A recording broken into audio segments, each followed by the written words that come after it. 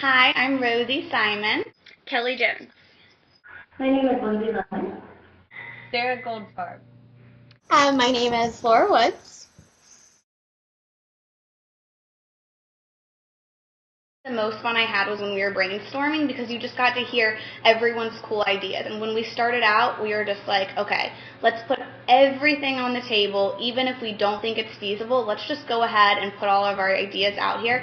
So it really opened my eyes up to all the people in the group and all of the creative minds. People who thought they were more on the organizational side still had all these great ideas. I think the most fun I had was probably editing the podcast, which is kind of bizarre because I did it all by myself, and just spent hours and hours in the FLC Tech Lab. I made lots of friends there.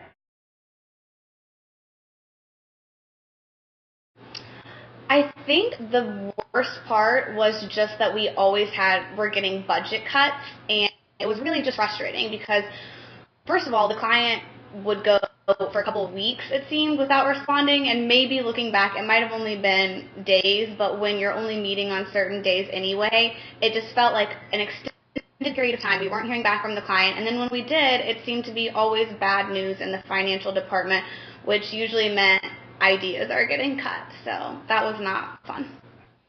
Let's see, my darkest hour was writing the campaign book, being completely stressed out about gathering all of the blog press and trying to put it in the appendix, arguing with our campaign leader about my ability to proofread, which everyone knows is notoriously awful. I think one time we had a group breakdown, and it wasn't a group breakdown, it was from the top, so it was a top-down problem. So the top-down went down to the low guys, and it really affected the entire group. There was no enthusiasm, encouragement, nothing. I think the best thing I contributed was just constantly being there and always trying to be helpful, because one component might save the day, but it's more important to be there all of the time and just really push through and be dependable. We hated the other team. We didn't hate them, but we were in such competition with them. I remember, how we would share the PR lab. We would just always hope that, we were doing the better job, which is awful because we had friends on that team. But I think it is definitely a head-to-head competition thing. You know what I mean, with the other campaigns team. This is how the real world's going to be, unfortunately. You have all those personalities, whether they sit at their desk and they look at YouTube all day long, or they actually are the ones getting it done at work. And I guess maybe building those skills to kind of recognize those people that you want to associate yourself with and you want to build a relationship with. Our leader, great person, good heart, but wasn't used to the stress of the project since this was so new to her, because she didn't know.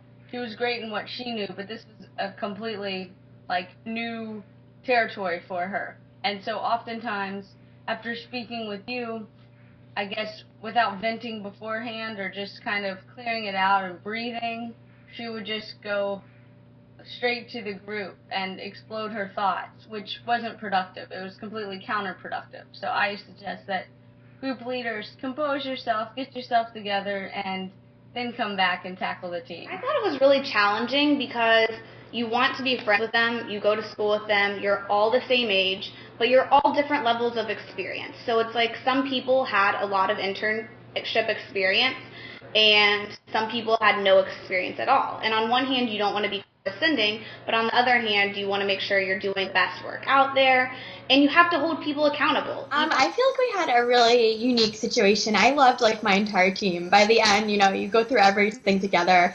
So we were such good friends, and we all went out together and hang out together. So I feel I made some really good friends on my team. It was a really positive experience.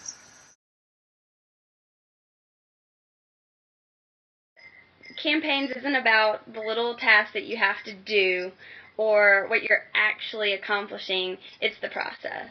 And it's hard to see that while you're in it. Well, at the time I was really frustrated because I kept thinking, this just isn't the real world. Why am I doing this? We're not really getting paid. It's not real. It's not the real world. It's not how it's going to be.